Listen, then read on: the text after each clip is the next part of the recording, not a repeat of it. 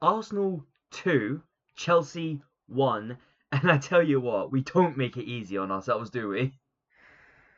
I need to I need to have my pulse checked after every game at this rate.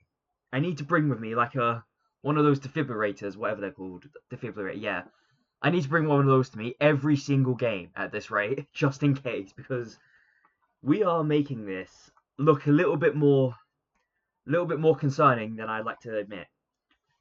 And I will say, definitely with Chelsea, Chelsea was never going to be an easy game. I didn't expect it to be an easy game. I didn't expect us to thrash them. But I still went into this thinking we should at least try to get 3 points out of it. And to be fair, we did. We did. Especially in the first half. The first half was all us. It was all Arsenal. Chelsea barely got a whiff at a goal. They got 0 shots on target that entire half. The only reason they got a goal is because of a very unfortunate deflected goal from Piero Hincapié. But I'm not going to be too harsh on Piero, if I'm honest. I've seen terrible own goals, and that wasn't one of them. That was one of those own goals where it's just really unfortunate. Can't really do anything right in that scenario. If he doesn't jump for it, a Chelsea player is going to get for it. If he does jump for it, it takes a deflection and go backs anyways. Um, it's just unfortunate. So I'm not going to hold Nkapie. Well, I'm not going to hold him against it too much, but still, there's a few concerns that I do have with this Arsenal team, and the main concern is how we attack. You look at that first half, just for example. In that first half, as I said, all Arsenal. We were expected to score 2 or 3 more before Chelsea scored one. And conceding the way we did, um, at right at the death of the half, it hurts. But what hurt me more than anything else really was that again we didn't consolidate being a goal ahead and still pressing the advantage. We didn't create a lot of amazing 10 out of 10 chances that you would expect us to bury 24/7. Um, but it is disappointing that with all the pressure we were putting on them, we just couldn't widen that gap to 2-0. However, after the second half started, Chelsea came out a bit more ruthlessly, I would say. They started creating chances. They had a few times where they could have been 2-1 up. And in the end, we ended up getting a corner, and we ended up going 2-1 ahead. And thanks to what we do typically in our set pieces. But I still have to have that concern. The main thing about this is that our defense looked a bit shaky whenever we gave away a set piece. Outside of that, though, we were rock solid. However, that attack going forward, I don't think anyone had a really good game, if I'm honest. At least not going forward. But I've also got to give a lot of credit, and a lot of credit, to one of the people who I've been on their backs from the start of the season, and that's David Raya. David Raya pulling out class saves. What was it? 3 class saves to prevent us from going 2-1 down or 2-all. And you can't really ask too much of him. He didn't make a mistake for the most part that entire game. The only thing that frustrated me with him was at the end of the game when we're 2-1 up. Chelsea's clearly pressing us consistently. We get a goal kick, and I'm sitting there thinking, just make a short pass, guarantee that you're going to hold on to it. And we kept on sending it long, losing the ball and inviting pressure. That's probably the only thing about David Raya that really frustrated me today. But outside of that, that was a man of the match performance from David Raya. And there can be no one, I think, to contradict that.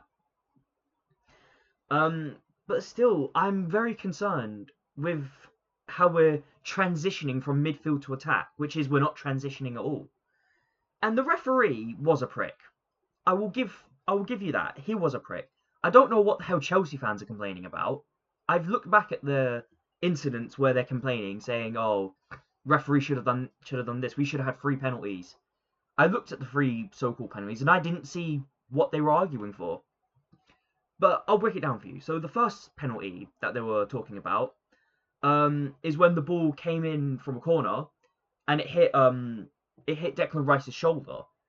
First things first, there is no intention to touch the ball there, and it hits his shoulder above the sleeve. That's not a penalty.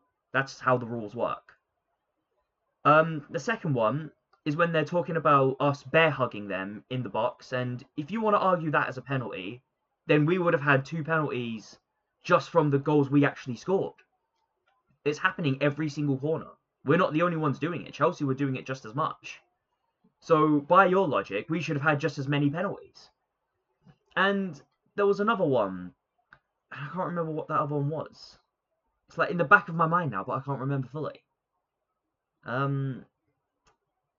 But anyways, all I remember is looking at that third one and thinking, no way, never. But they're also complaining now about Timber apparently diving, and then they complained about Sanchez getting fouled when Timber scored the goal. Sanchez was just weak. Let's have that right. Sanchez was weak. He should have been a lot stronger. He should have stood on his own 2 feet a little bit better. And he shouldn't have given that kind of space for Jurrien Timber, who's already in a bit of a wrestling competition, by the way. Timber should never really be finding that space to put the ball in the back of the net. But look, overall, Chelsea's biggest problem, I would say, in their team is their lack of discipline. They really need to find a bit of discipline in them now, because 9 red cards, I believe it was, in the Premier League. I think it was 10 in all competitions. That just shows you to me that they're ill-disciplined. And you see it in their games as well. You see in this Arsenal game alone, the Chelsea fans getting frustrated that a foul was given to us. They throw the ball on the floor, and then they act surprised when they get a yellow card. That's just Chelsea, though. It's what they've got to sort out. That's probably the biggest weakness Chelsea has. But overall, what concerned me from an Arsenal perspective was when Chelsea went down to 10 men, they looked better. And I feel like, I don't know whether it was a case of we kind of just got a bit defensive, thinking, oh god, they're down to 10, we've got no excuses now. Or maybe it's just a case of, oh, we'll steamwalk it now. But it was like, whenever we got the ball, we sent it long and we lost the ball immediately. It was like we didn't learn that lesson. We should have just held on to it. And I know it's quite odd for me, of all people, to say that, because I've been criticising Arsenal about sticking in and getting too nervous and all this, that and the other.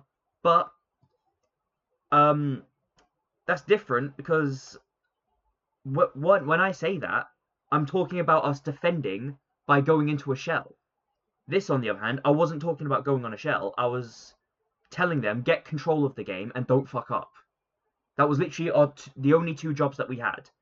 And we struggled to do that for so long, I actually thought we were going to concede. But regardless, we got through the game. And that's what matters.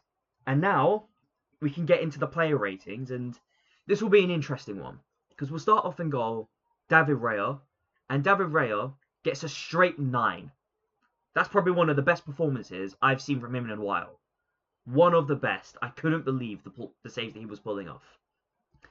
In the defence, I'm going to start with Pierre Nketiah, because there's a bit of controversy around him with the own goal.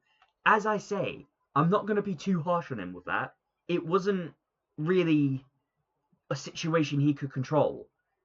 It's just one of those shit happens kind of own goals.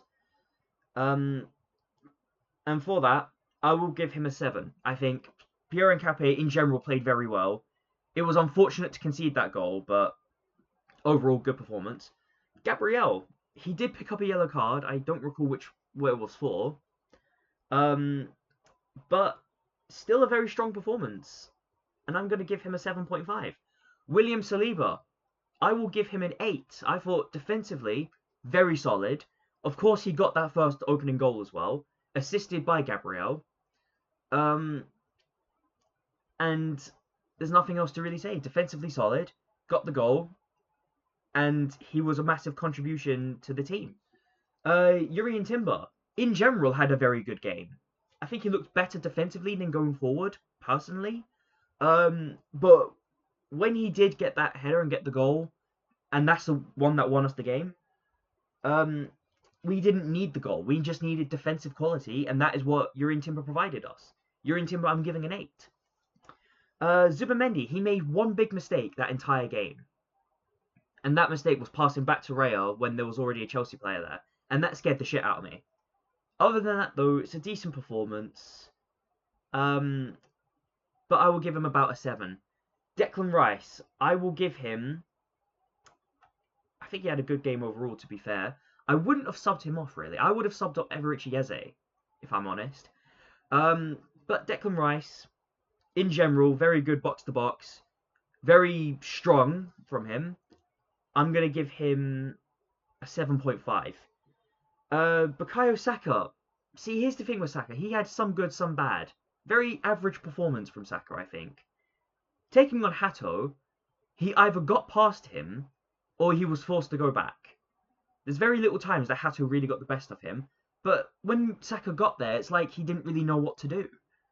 But it wasn't a horrible performance from him. I'll give him a 7. Trossard. I think Trossard's looking a bit shook now. And I don't know what's going on with him, but not his best day in the office. I'll give him a 6.5. Eze, I think when you don't give him that space that Tottenham gives him, he doesn't really perform as well. He should have really had a shot on target and buried the ball in the back of the net at one point, but he just took that extra touch and lost it. I'm not going to be too harsh about that, but it is something that I'm going to keep an eye on. Eze, I'll give a 6.5 as well. Gyökeres had some opportunities. A lot of time I thought he was going to. And he did put a lot of pressure as well on Sanchez. And Sanchez, you saw, when you put pressure on Sanchez, he folds. He'll make a mistake. And I have to give Gyökeres credit for that. But overall, I did expect a little bit more from Gyökeres. Hopefully a goal, but barest minimum, just get involved. And it looked like he was struggling to get that goal. But overall, Gyökeres, I think if he pressurized Sanchez just a little bit more, I would have been a bit more satisfied. I'll give him a 6.5. Mikel Arteta, I don't know why he took Rice off. I personally would have taken Eze off and brought on Norgard. I can understand why you brought Kai Havertz on, though, but I'm not sure I would have put Kai Havertz on the striking position. But it worked out in the end. I can't complain much. I'm going to give him a 7. The referee, poor performance from him. We had 3 breaking opportunities to go and get a proper counter-attack. He stopped all 3 of them. And that was in the period of like 10 minutes. The referee was poor, 3. And that's me being nice. And the fans, of course the fans, get at least a 9, I think. The majority of the time you heard the Arsenal fans. And I can't complain about how the Arsenal fans, how they performed today.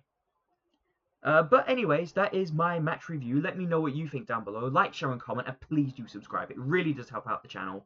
And I will see you in the match preview for, if I'm not mistaken, it's Brighton. Yes, for Brighton versus Arsenal. Goodbye for now.